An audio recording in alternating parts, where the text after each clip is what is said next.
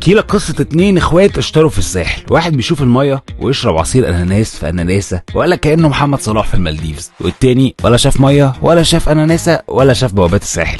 واحد اشترى هنا وواحد اشترى هنا. دي خريطه الساحل الشمالي. السنه دي في اكتر من 200 مشروع جديد، ده معناه اختيارات كتير جدا، صح؟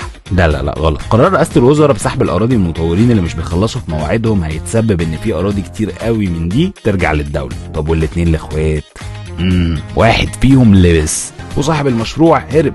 على فكره ياخد فلوسه تاني، بس كان زمانها كسبانه في حته تانية احسن من كده. طيب ليه ده بيحصل؟ الناس اللي بتشتغل في العقارات كذا نوع. في المطور الكبير اللي معاه فلوس كتير بيبني بيها ويشغلها، وفي ناس بتيجي تقول ايه ده، ما احنا ناخد ارض ونبيع، ولما نبيع نبقى نبني بالفلوس اللي بعنا بيها وسلم بقى في 2036 مش مشكله. وانت حقيقي مش محتاج تتعامل مع النوع التاني ده خالص. فلو عايز تشتري في الساحل او في اي حته، ركز على شركه تكون كبيره ليها سابقه عمل ناجحه وشغاله. ولو مش قادر تشتري ريدي تو موف، فيبقى ما عندكش رفاهيه انك تشتري من شركه ما تعرفهاش كويس، وده علشان تحافظ على فلوسك وعشان تصيف وتشوف الميه وتلعب طايره، تشرب عصير في اناناسه، تقابل محمد صلاح، تسجل بياناتك، يكلمك مستشار عقاري يقول لك الشركات الكويسه، تشتري في الساحل 3,750,000. سجل دلوقتي يلا.